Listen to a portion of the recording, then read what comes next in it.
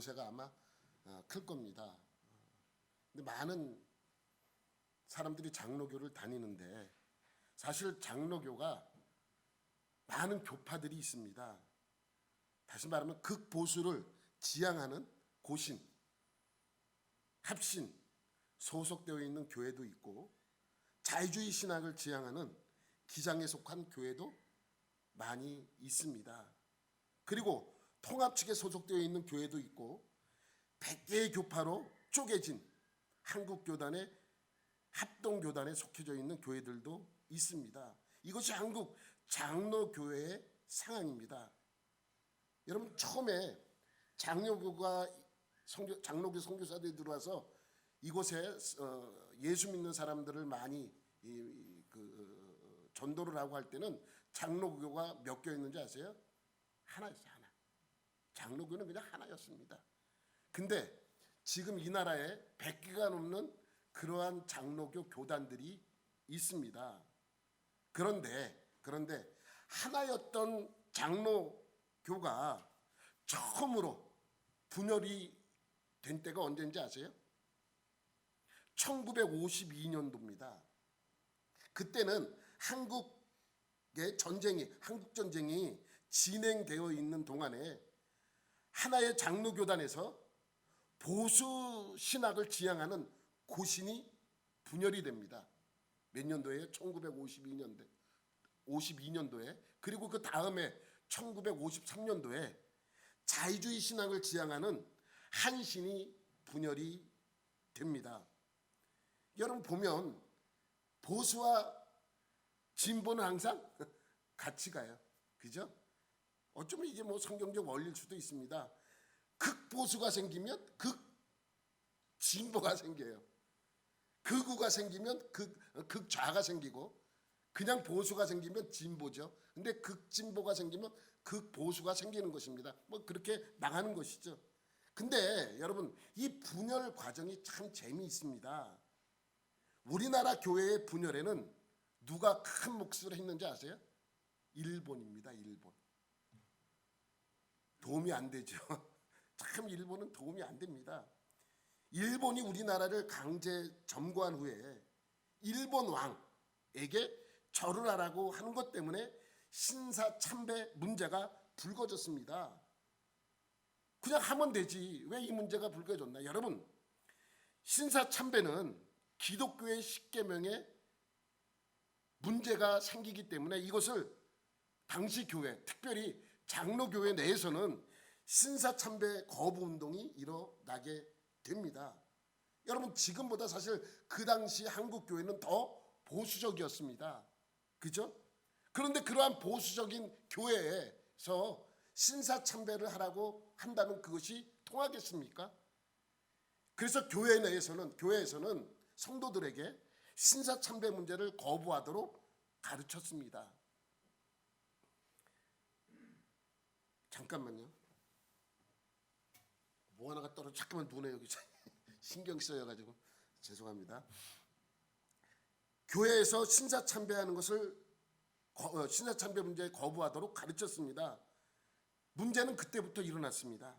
일본은 신사참배의 문제로 기독교인들을 핍박하기 시작을 했고 핍박을 이기지 못한 성도들은 어떻게 해요? 신사참배에 동참하게 됩니다.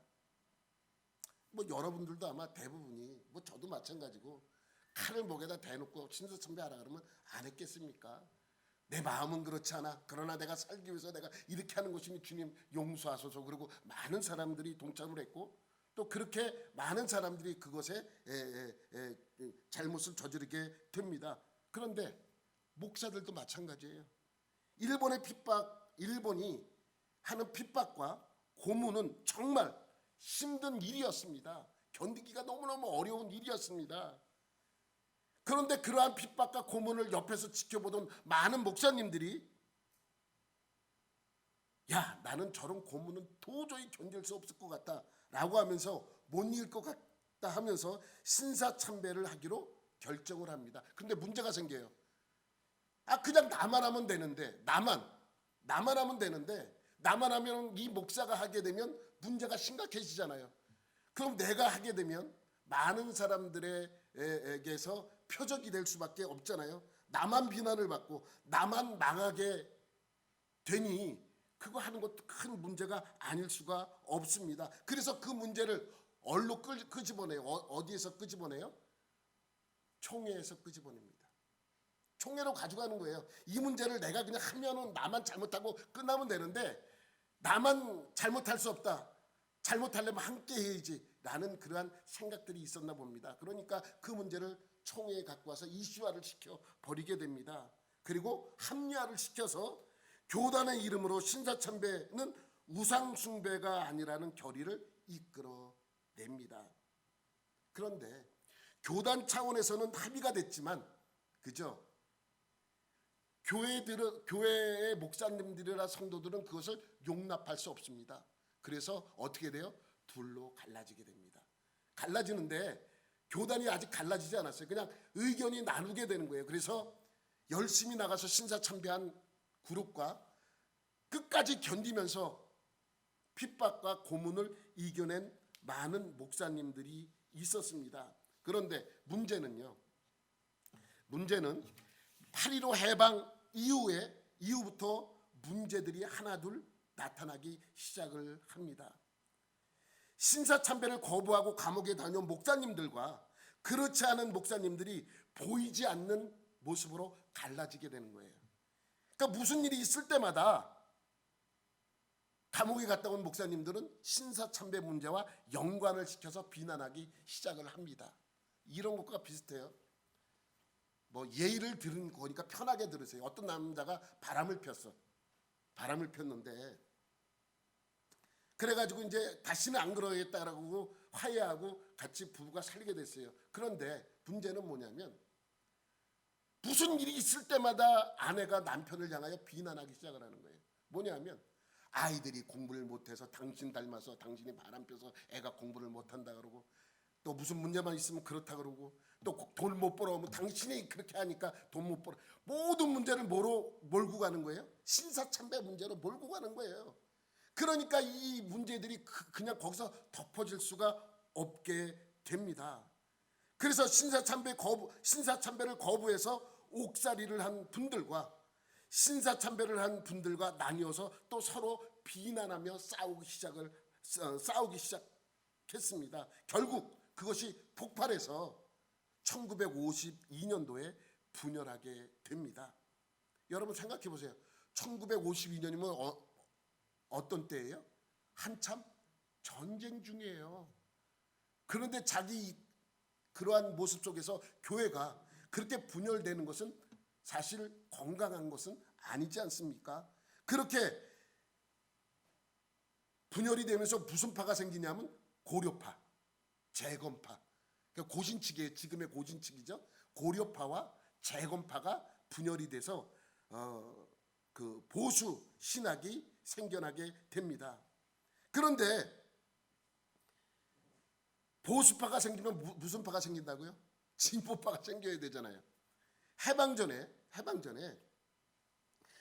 우리나라에도 자유주의 신학이 들어와서 서울에 있는 조송신학교가 있었어요. 그때는 평양신학교 하나만 있었는데 이제 너무 멀리 있다 보니까 남쪽에서 공부할 수 있는 사람들이 공부를 못 하잖아요. 그래서 조선신학교가 세워집니다. 그런데 불행하게도 외국에서 자유신학을 배워온 신학자 한 명이 그곳의 교수로 취임을 하게 돼요.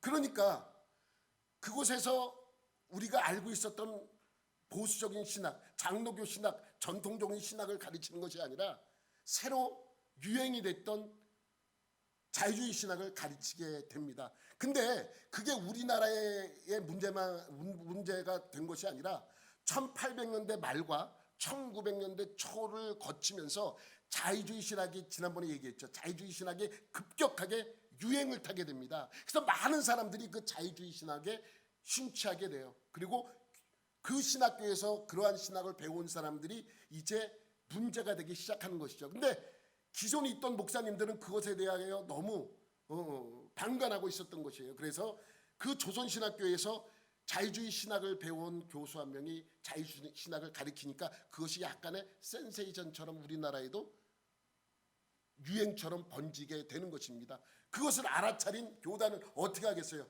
그 학교를 폐쇄를 시켜버립니다. 그러면서 전쟁이 일어난 거예요. 전쟁이 일어나고 수습되는 과정에 있어서 가만히 보니까 아니 부산에서 교단이 갈라졌잖아요. 그러니까 이 자유주의 신학을 따라가는 사람들이 모여서 그 조선신학교를 다시 개교를 합니다.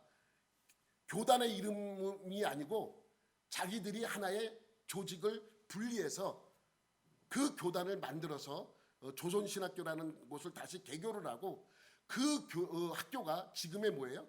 한국신학대학이에요. 자유주의 신학의 뿌리를 내렸던 한국신학대학이 그 전신인 조선신학교가 그렇게 개교를 해서 많은 사람들이 자유주의 신학을 배우게 됩니다. 그러면서 장로교가 분리가 돼요. 그래서 기독교 장로회가 생기고 기독교 장로교는 기장파로서 하나의 교단을 이루게 됩니다. 그러니까 크게 세 교단이 있어요. 기존 교단과 보수를 지향하는 고려파, 그 다음에 자유주의 신학을 추구하는 기장파가 생기게 되는 것입니다. 그런데 이것을 가만히 보면 일제 강제 점령기와 또 한국전쟁을 통해서 이것이 생겨나게 된 것이죠. 근데 그 원인은 무엇에 있었어요? 일본의 천황에게, 일본의 왕에게 절하는 문제 때문에 그러한 문제가 발생된 것입니다. 결국 그 일로 말미암아 지금 이 땅에 장로교회가 100개가 넘는 장로교회가 생겨나게 된 것이죠. 어떻게 보면 자연스러운 것 같으면서도 어떻게 보면 참 인위적으로 만든 교단들이 많이 있는 것이죠. 여러분, 바리새파와 사두개파도 마찬가지입니다. 여러분, 그리스도인이라는 것은 무슨 뜻입니까? 그리스도께 속한 사람들이라는 뜻이에요.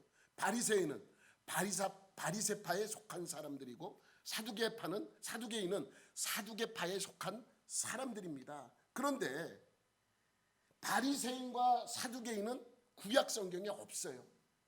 한번 찾아보세요. 오늘부터 가서 창세기부터 말라기까지 읽으면서 바리새라는 것이 나오나 사두개라는 것이 나오나 한번 찾아보세요. 안 나와요. 없습니다. 그런데 신약 성경에는 사복음서에 보면 그냥 시시때때로 등장하는 인물이 사두개인과 바리새인들입니다. 그럼 왜 이러한 존재들, 없었던 존재들이 생겨났나?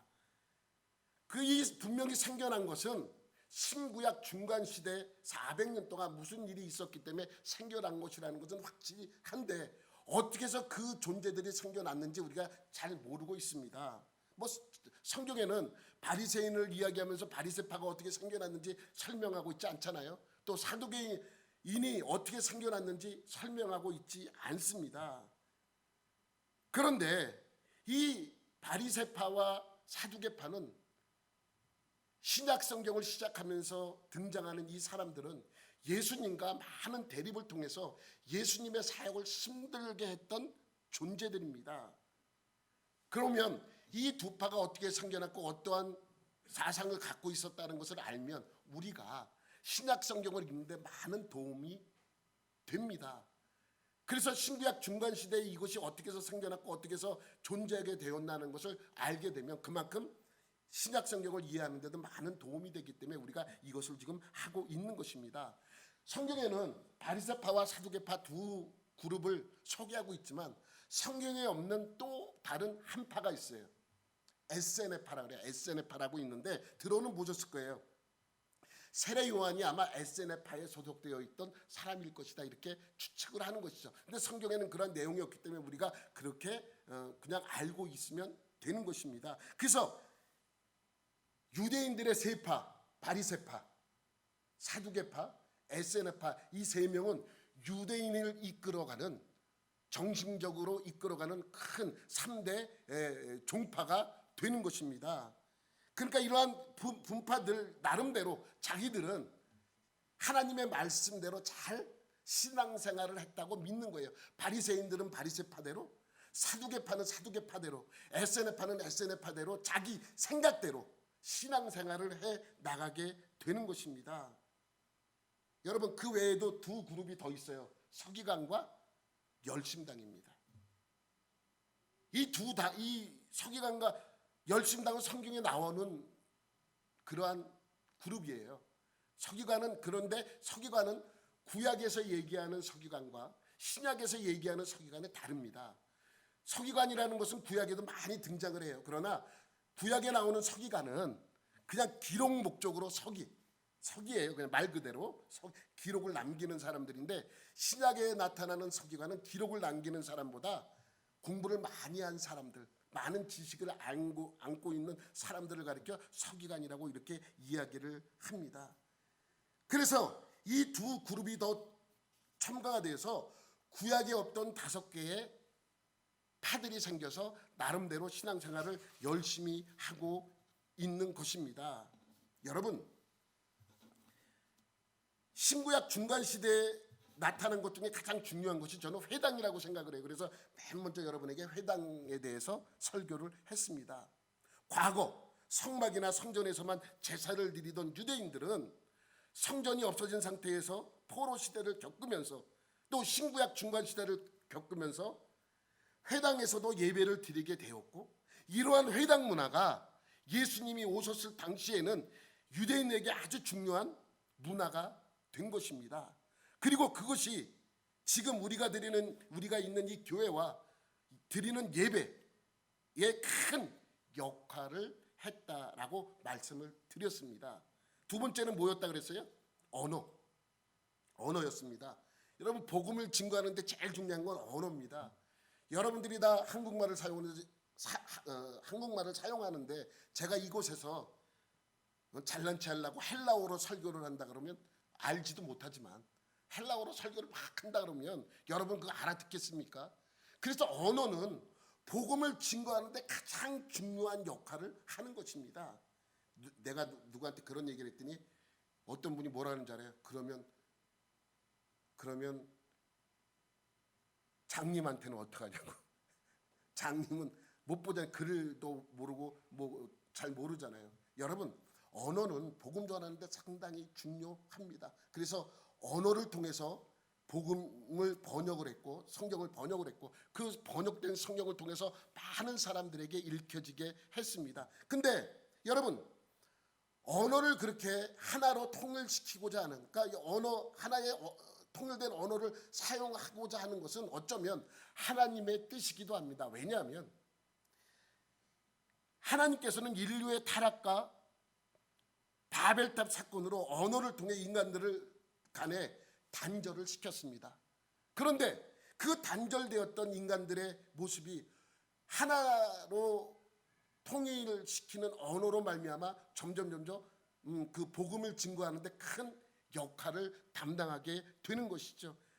그래서 당시 지배국이었던 헬라를 통해서 헬라어가 세계로 퍼지게 된 것입니다. 그러니 그 헬라어는 복음을 증거하는 데 큰 역할을 하게 된 것이죠. 그래서 하나님께서는 구약 성경도 70인역 헬라어로 번역되게 만드신 것입니다. 그래서 세계의 공용어로 헬라어로 쓰였기 때문에 이방인들에게도 그 헬라어를 통해서 복음이 증거되게 된 것입니다.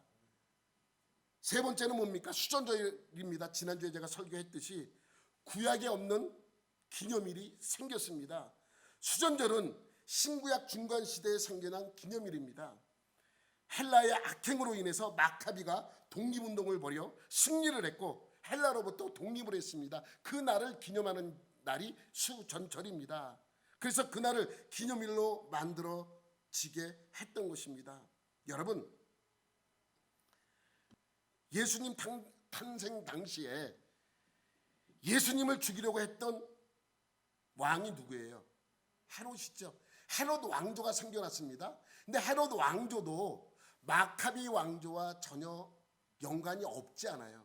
이 헤롯이 왕이 되기 위해서 로마의 인정을 받아야 되잖아요. 그래서 네가 왕이 될 자격이 있느냐라고 물었을 때 전혀 나는 에돔 사람이라 자격이 없습니다 말하면 될 수가 없잖아요. 그래서 누구랑 결혼하냐면 마카비 왕조의 공주와 결혼을 해요. 딸하고 결혼을 해서 그 명분을 만들었던 사람이 헤롯이에요. 헤롯 왕도 결국 예수님이 이 땅에 오실 때, 태어날 때 예수님을 죽이기 위해서 난리를 폈던 사람 아닙니까? 그래서 이 수전절은 어쩌면 예수님이 이 땅에 오시는 가장 중요한 역할의 한 단계였던 것 같습니다. 오늘은 네 번째 시간입니다. 구약 성경에 없던 것들이 신약 성경에 등장하는 것이 아까 말했듯이 바리새파, 사두개파, 에세네파, 서기관, 열심당. 열심당은 성경에 우리 개혁개정 성경에는 세롯 땅이라고 그렇게 표시가 되어 있어요. 세롯이라는 제자를 소개하면서 세롯 땅에 소속되었던 시몬이라는 사람을 언급을 하고 있잖아요. 그런데 보면 어렵죠. 말도 외국 뭐 이상한 뭐 바리새, 사두개, 에세네. 근데 이게 어려운데 이걸 알면 성경 읽을 때 참 도움이 됩니다. 그냥 이렇게 알면 외우기가 좀 그러니까 제가 쉽게 이것을 이해하는 방법으로 설명을 해놨어요. 우리 한 장 넘기면 이렇게 외우면 돼요. 바리새파는 보통 사람들로, 사두개파는 뭐라고요? 돈으로, 에세네파는 속세가 싫어, 서기관은 머리로, 열심당은 힘으로.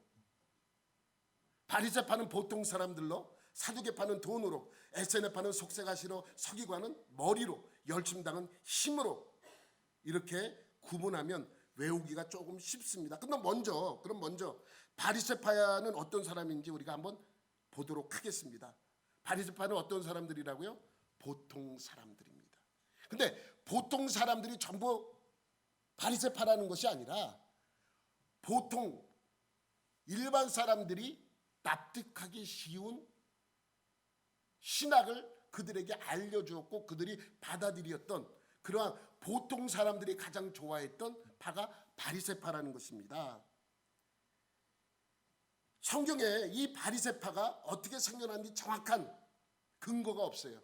또 일반적인 그 기록도 이 바리새파에 대해서 어떻게 그 사람이 등장을 했는지 나타나는 게 아무것도 없습니다. 다만 회당 문화가 생겨나면서 자연적으로 조직되어진 것으로 봅니다. 여러분 생각해 보세요. 성막이 있고 성전이 있을 때는 어디서 하나님을 만났습니까? 성전에서 하나님을 만났어요. 근데 성전이 지금 없어. 아니면 갈 수 없는 형편이야. 그래서 하나님을 만나기 위해서 어디로 갑니까? 회당으로 가는 거예요. 회당. 그래서 회당 문화가 점점 어떻게 돼요? 발전하게 돼요. 회당 문화가 발전하게 되는데 그 축이 예배입니다. 그곳에서 자기네들 나름대로 성전에서 제사 드리는 모습으로 회당에서 예배를 드리게 된 것입니다. 그런데 성전이 있을 때 가장 중요한 사람은 누구예요? 성전이 있을 때는 가장 중요한 사람 제사장이잖아요. 근데 제사장이 어떻게 됐어요? 성전이 어떻게 됐어요? 없어졌어요. 그리고 회당이 생겨났어요. 그럼 회당에서 제일 중요한 사람이 누구예요? 제사장입니까? 근데 제사장이 필요가 없잖아요. 그래서 누가 필요한 거예요? 성경.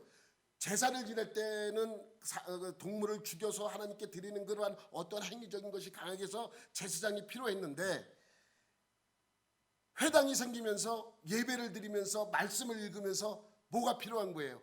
그 말씀에 대한 해설자가 필요한 거예요.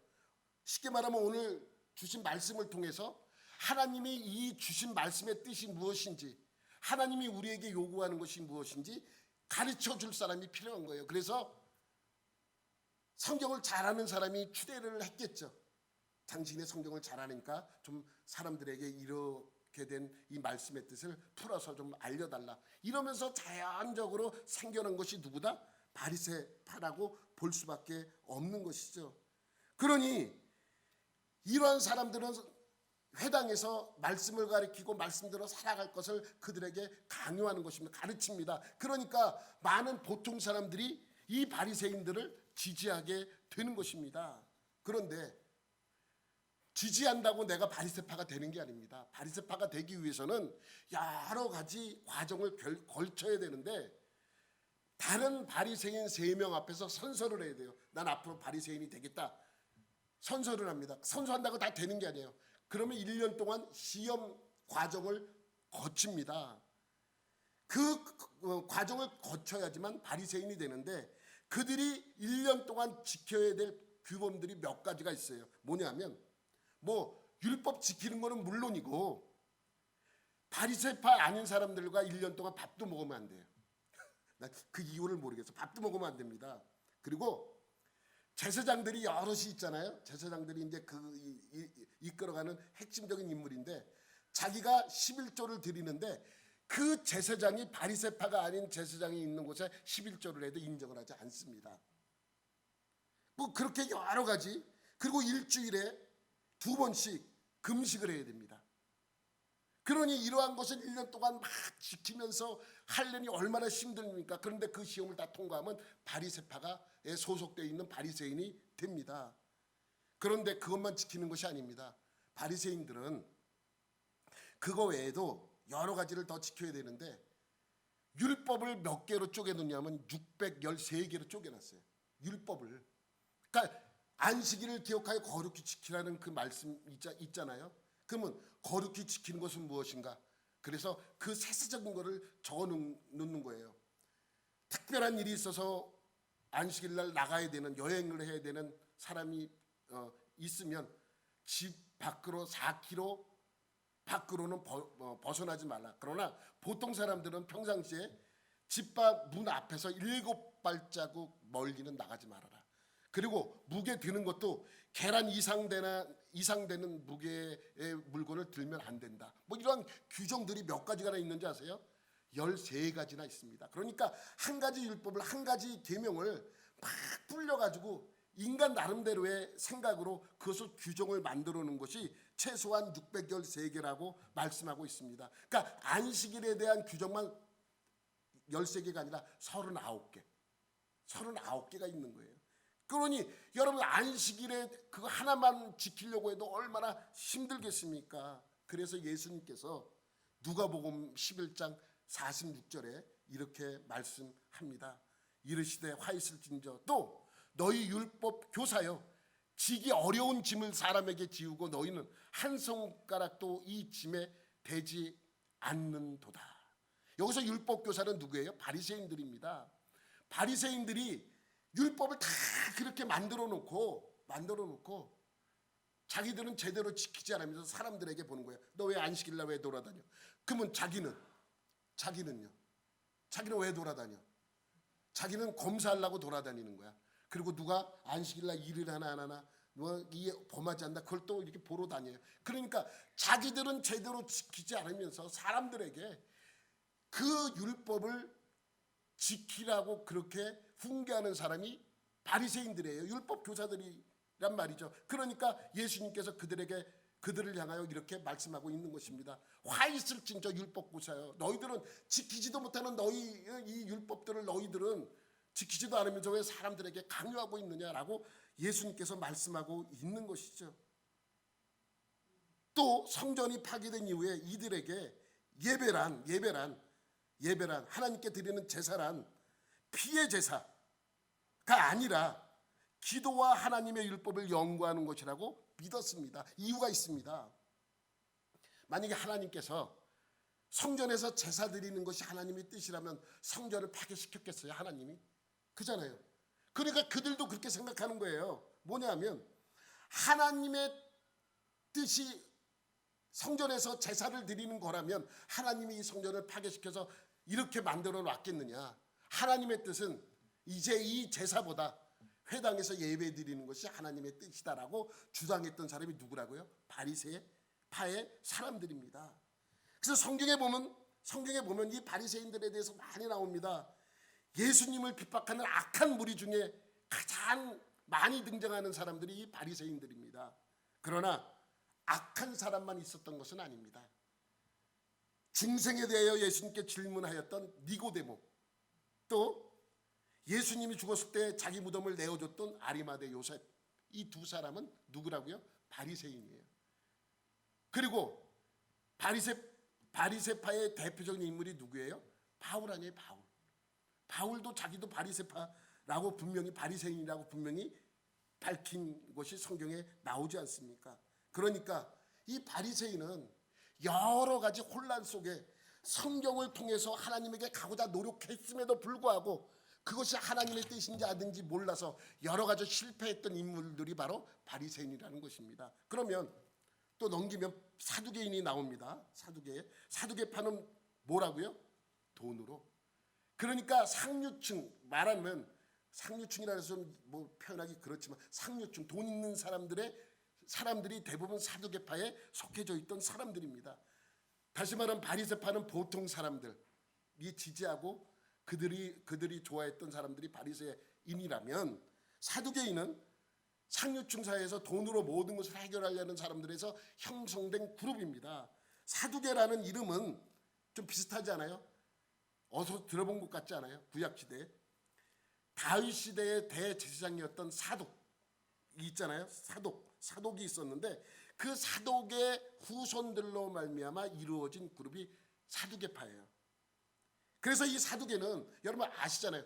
대제사장은 한 명이고 또 그 밑에서 이끌어가는 성전을 이끌어가는 제사장들도 소수 아니에요. 그런데 많은 후손들이 생겨나잖아요. 많은 후손들이 생겨나니까 결국 어떤 사람은 계속해서 성전에서 봉사하는 제사장 직분을 감당하지만 그렇지 않은 사람들은 제사장 직분에서 벗어나 그냥 레위 지파로 살아가는 사람들이 있었습니다. 그런데 사독 계열의 후손들이 제사장이 되지 못하고 그냥 레위인으로 살아가는 사람들에 의해서 형성된 그룹도 사두개인이라는 거예요. 그래서 이들은 부를 누렸고 또 제사장으로 있으면서 많은 재산들을 모으면서 돈이 많은 사람들로부터 그 지지를 받고 많은 사람들이 그 안에 들어와서 사두개파를 형성하게 된 것입니다. 그러니까 예수님 당시에 대제사장들도 사두개파가 많았고 그에게 충성하였던 친인척들, 예루살렘에 부유한 귀족들은 대부분 어느 파라고요? 사두개파라고 말할 수 있습니다. 그러니 자기의 재산을 보존하려면 누구와 연합을 해야 돼요? 로마 사람들하고. 로마 시대 아니에요. 그러니까 로마 정치인들하고 친분을 갖고 있었던 사람들이 사두개파입니다. 그래서 이스라엘이 로마의 속국이었던 예수님 시대에도 유대의 자치 사범 기구였던 사내들인 회원들은 대부분 이 사두개파 사람들이었습니다. 뭐 그 중에는 일부 바리새인이 있는데 그 바리새인이 대표적인 인물이 누구라고요? 아까 얘기했던 니고데모, 또 아리마대 요셉이 바리새인이에요. 그 대부분 사람들은 사두개인 속에서 얼마나 그 신앙생활하기 힘든 그 상황에 예수님이 영생에 그 은혜를 받았던 사람들이 그렇게 있는 것입니다.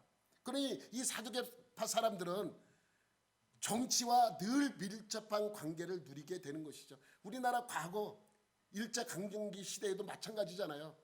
이 사람이 일본이 좋아서 그들 편에 소속되어 있던 것이 아니라 그냥 내 재산을 보존하기 위해서 일본하고 친하게 지낼 수밖에 없었던 그러한 무리들이 있었잖아요. 똑같은 것입니다. 사두개파 사람들도 자기의 재산을 보존하기 위해서 로마 사람들과 또 정치하는 헤롯 그 왕조와 붙어가지고 그와 친하게 지낼 수밖에 없었던 것이죠. 그런데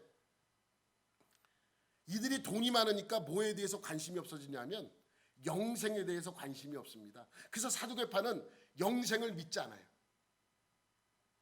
육신의 부활이나 사후세계도 믿지 않습니다. 천사도 믿지 않아요. 심판도 믿지 않아요. 왜요? 어디가 천국이에요? 돈이 많은 지금 이곳이 나에겐 천국이에요. 그래서 사후의 천국에 대한 관심이 없습니다. 그러니 자연적으로 무슨 사상이 없어요? 바리새인들은 메시아 사상이 강하게 있습니다. 메시아가 오면 우리를 구원해주고 이 로마의 압제로부터 우리를 해방시켜 줄 것이라는 그러한 메시아 사상이 있었는데 사두개인은 메시아 와봐야 뭐 나에게 무슨 손해가 끼칠지도 모르는데 난 필요 없어. 난 지금 여기 이것을 잘 내 재산을 보존하면서 저들과 어떻게 하면서 유지하는 게 내 목표예요. 그렇기 때문에 이들은 메시아 사상, 그리스도가 오심을 믿지 않았고 또 오면 안 되는 것입니다. 왜? 나라가 뒤집어지면 자기가 어떻게 될지 모르니까 더 불안한 것입니다. 그래서 정치적이나 물질적으로 실리주의 사상을 늘 행했던 사람이 바로 사두개파 사람들입니다. 그러니 여러분 생각해 보세요. 사두개파와 바리새파는 하나가 될 수 있습니까? 없어요. 바리새인들은 심판도 믿고 메시아 사상도 믿고 사후세계도 믿고, 사두개파는 그런 거 전부 믿지 않습니다. 지금 이곳에서만 잘 살고 잘 먹고 잘 살면 됩니다. 사두개파는 그럽니다. 그래서 사두개파는 돈으로 라는 그러한 말을 할 수 있는 것입니다. 그래서 예수님께서 이 둘을 가리켜 자주 등장하죠. 사두개인과 바리새인에 대해서 많은 책망을 주었던 사람이 바로 예수님입니다. 그런데 이들이 항상 둘이, 사두개인과 바리새인은 늘 반목을 합니다. 서로 비난을 하고 서로 욕하고 서로 등지고 서로 친해지지 않습니다. 그런데 한 가지 일에서는 서로 어떻게 돼요? 힘을 합쳐요. 무슨 일일까요? 예수님을 핍박하는 일에는 둘이 힘을 합해서 예수님을 핍박하는 것입니다. 여러분,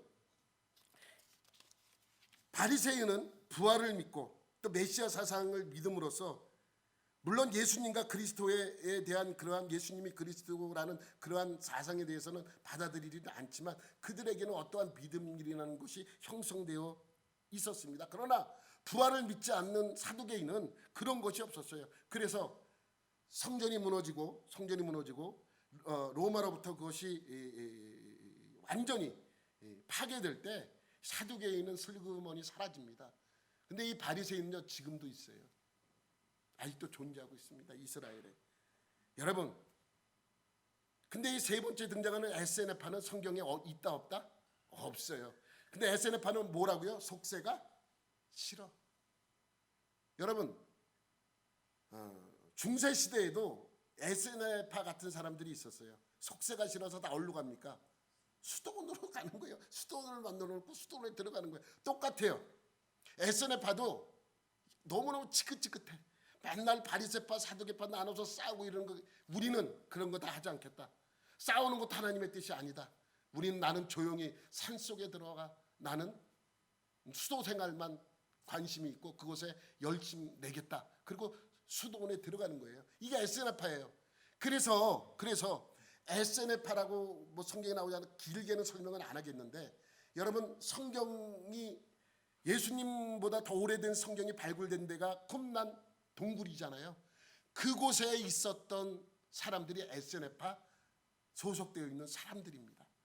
그래서 세례 요한도 이곳에서 생활을 하다가 나와서 회개하라 천국이 가까웠다고 외쳤던 그러한 인물이기도 합니다.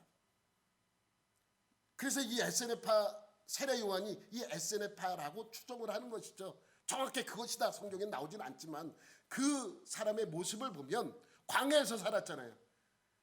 사람들이 많은 곳에 와서 복음을 회개하라고 외친 것이 아니라 광야에서 외쳤는데, 외치는 그 광야에서 외치는 소리를 듣고 많은 도시에 살고 있던 사람들이 세례 요한을 보러 갔잖아요. 그래서 세례 요한도 에세네파라고 그렇게 추정을 하게 되는 것입니다. 이렇게 유대인들에게는 세계 종파가 있었고, 이러한 배경 속에서 그들 스스로 신앙을 지키며 살아왔다고 생각들을 하고 있었습니다. 이러한 종교적 상황이 이렇게 혼란스러울 때 에돔 사람인 헤롯이 정치력으로 왕이 됩니다. 그렇지만 문제가 생겨요. 생각해 보세요. 바리새인들은 늘 성경 안에서 무엇을 찾고자 했습니다. 바리새인들의 특징이 뭐냐면, 마카비 왕조가 독립을 하고 나라를 세웠는데 마카비 왕조가 생겼잖아요. 그런데 이 바리새인들은 마카비 왕조도 인정하지 않았어요.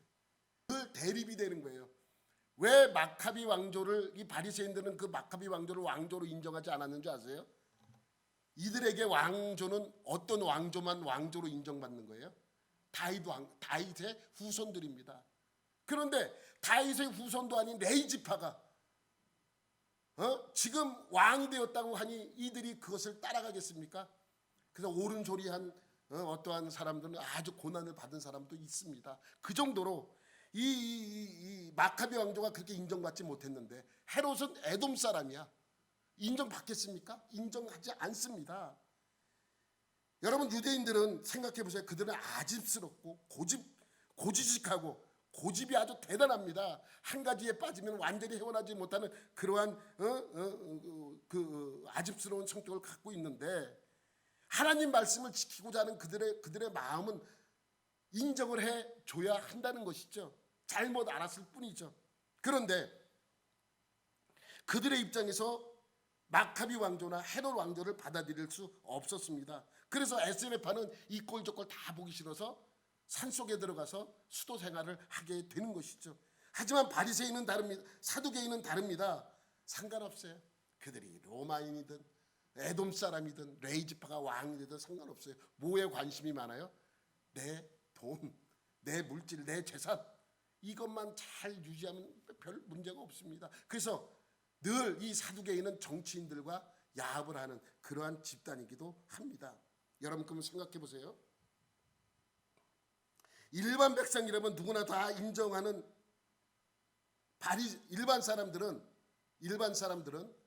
누구나 다 인정하는 바리새파 같은 사람을 존경하겠습니까? 사두개파 사람 같은 사람을 존경하겠습니까? 사두개인을 존경하는 거예요. 바리새인을 존경하는 거예요. 바리새인을 존경해서 바리새인들이 하는 모든 일들을 따라가는 거예요.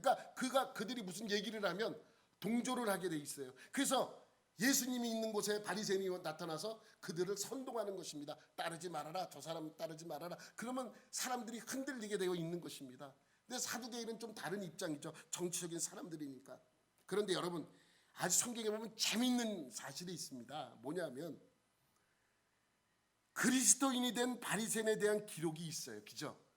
바울과 같은 사람, 니고데모나 그 요셉, 아리마대 요셉 같은 사람 바리새인이었지만 그리스도인이 됐잖아요. 그런데 사두개인은 한 명도 없어요. 사두개인은 성경에 사두개인이었다, 그리스도인이 된 사람이 하나도 없어요. 재미있는 사실입니다. 여러분 성경에 보면 한 청년이, 부자 청년이 와서 예수님께 묻죠. 내가 구원을 받으려면 어떡합니까? 그랬더니 율법을 다 지키라 그러죠. 그랬더니 그 청년이 뭐라 그래요? 율법도 다 지켰습니다. 그랬더니 예수님께서 그럼 네 재산을 전부 팔아 어려운 사람에게 나눠주고 나를 따르라. 그랬더니 그 청년이 어떻게 하고 갔어요? 심히 고민하고 걱정과 근심을 하며 돌아갔다고 성경은 말씀하고 있습니다. 그럼 그 부자 청년이 바리새인일까요? 사두개인일까요? 사두개인입니다. 우리는 추정을 하는 거죠. 왜? 그렇게 성경에 표정돼. 그 사람을 가리켜 뭐 바리새인이다, 사두개인이다 말은 없지만 그 상황을 보면 분명히 돈 때문에 걱정을 하는 이 사람을 보면 이 사람은 뭐일 것이다? 사두개인일 것이다. 이렇게 추정을 하게 되는 것이죠. 그러니 이들은 사두개인은 한 명도 성경에는 그리스도인이 된 사실이 나타나 있지 않습니다. 오늘 본문에 바리새인과 사두개인이 힘을 합해서 예수님에게 다가온 내용이 담겨져 있습니다. 마태복음 16장 1절부터 6절인데 우리 한번 읽어보도록 할게요. 시작. 바리새인과 사두개인들이 와서 예수를 시험하여 하늘로부터 오는 표적 보이기를 청하니 예수께서 대답하여 이르시되 너희가 저녁에 하늘이 붉으면 날이 좋겠다 하고 아침에 하늘이 붉고 흐리면 오늘은 날이 굳겠다 하나니 너희가 날씨는 분별할 줄 알면서 시대의 표적은 분별할 수 없느냐. 악하고 음란한 세대에 표적을 구하나 요나의 표적밖에는 보여줄 표적이 없느니라 하시고 그들을 떠나 가시니라. 여러분 시작. 제자들이 건너편으로 갈새 떡 가져가기를 잊었더니 예수께서 이르시되 상가 바리새인과 사두개인들의 누룩을 주의하라 하시니, 이것은 예수님께서 바리새인과 사두개인이 힘을 합해서 예수님을 대적하려고 찾아왔을 때입니다. 근데 아까 1절에 봤듯이 예수님께 온 이들이 예수님께 요구하는 건 뭐예요? 표적이에요. 하늘로부터 온 표적을 보이기를 청하니 당신이 메시아입니까? 당신이 그리스도이시면 하늘로부터 온 표적을 우리에게 보여주십시오라고 요구를 합니다. 예수님께서 간단하게 대답을 하죠. 너희들은 어찌 그러느냐. 하늘이 붉으면 날이 좋겠다 하고 또 하늘이 흐리면 오늘은 날씨가 굳겠다라고 생각을 하면서 시대를 어떻게 분별할지 못하느냐라고 책망을 합니다. 그러면서 예수님께서 딱 한마디 합니다. 내가 너희에게 보여줄 표적은 뭐밖에 없다? 요나의 표적밖에 없다. 그리고 떠나십니다. 가감히 그들하고 얘기를 안 합니다. 그러니까 그들은 예수님에게 접근한 이유가 뭐예요? 악한 의도입니다. 예수님을 시험하기 위해서 예수님을 어떻게 하면 무너뜨릴까라는 생각으로 그거에 힘이 합쳐서 이 사두개인과 바리새인이 힘을 합쳐서 예수님께 찾아와서 얘기를 하고 예수님을 넘어뜨리려고 한 것이죠. 악한 의도가 있습니다. 여러분, 이 바리새파와 사두개파는 융합될 수 없는 구조로 되어 있습니다. 근데 이날은 융합됐어요. 여러분, 보수신학을 쫓아가는 고신 측과 자유주의 신학을 쫓는 한신 측이 합쳐질 수 있는지 아세요? 없습니다. 이거는 근본 자체가 될 수가 없습니다. 보수신학은 성경대로 다 믿습니다. 자유주의 신학은 예수님이 물 위로 걸은 것이 바위 위에 서 있던 것이 마치 물 위에 있는 것처럼 보였기 때문에 물 위에서 걸어갔다고 얘기하는 것이다 라고 얘기하는 그 근본이 어떻게 합쳐질 수 있겠습니까? 그러니 이 둘은 합쳐질 수 없는데 오늘은 힘을 합쳐서 예수님께 나온 것이죠. 왜? 예수님을 시험하기 위해서, 예수님을 넘어뜨리기 위하여. 그래서 예수님께서 맨 마지막에 뭐라고 말씀하세요? 사두개인들과 바리새인들을 가리켜 뭐라 그래요? 누룩이다, 주의해라. 그들은 뭐라고요? 누룩이다, 그들을 주의하라 라고 말씀하고 있습니다. 그럼 우리가 이런 질문을 할 수 있습니다. 하나님께서는 왜 이렇게 악한 사람들, 누룩과 같은 존재를 있게 하셨나? 왜 이들이 있어서 예수님의 사역을 더 힘들게 하고 어렵게 하고 곤란스럽게 만들었나? 이렇게 생각할 수 있습니다. 왜 그런 것 같습니까? 왜 그랬어요? 예수님의 사역을 좀 쉽게 하게 하시려면 바리새인의 존재를 있게 하지 않고 사두개인도 존재하지 않았다면 예수님의 사역이 좀 더 수월하지 않았을까요? 중요한 사실이 있습니다. 사두개인과 바리새인들이 없다면 예수님은 십자가에 못 박히질 않습니다. 예수님을 십자가에 못 박으라고 강력하게 주장했던 두 그룹이 바로 바리새인과 사두개인입니다. 그러니까 어떻게 보면 이 바리새인과 사두개인은 예수님이 십자가에 못 박혀야 하는 그러한 사실의 중요한 인물이기도 하지만 분명히 악한 사람이기도 합니다. 그래서 우리는 이러한 사람을 가리켜 그냥 사회의 필요악이다라고 표현할 수 있는 것이죠. 예수님의 사역에 있어서는 이들은 필요악입니다. 여러분, 처음에 이 신구약 중간 시대에 회당과 예배는 지금 교회에서 예배드리는 예배를 보여주기 위하여 회당 문화가 생겼다고 말씀을 드렸습니다. 언어는 글은 예수님의 복음이 온 세상에 전하기 위해 필요한 것이라고 말씀을 드렸습니다.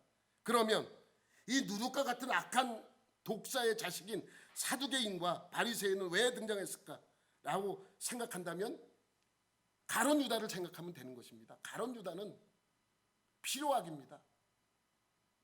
악한 존재이지만 꼭 필요한 존재였습니다. 만약에 가룟 유다가 없다면 예수님을 누가 팔아요? 누가 그들의 손에 넘겼겠습니까? 또 다른 존재가 생겨났겠죠. 그래서 이 가룟 유다를 가리켜 필요악이다라고 말할 수 있는 것입니다. 여러분, 필요는 하지만 악한 존재,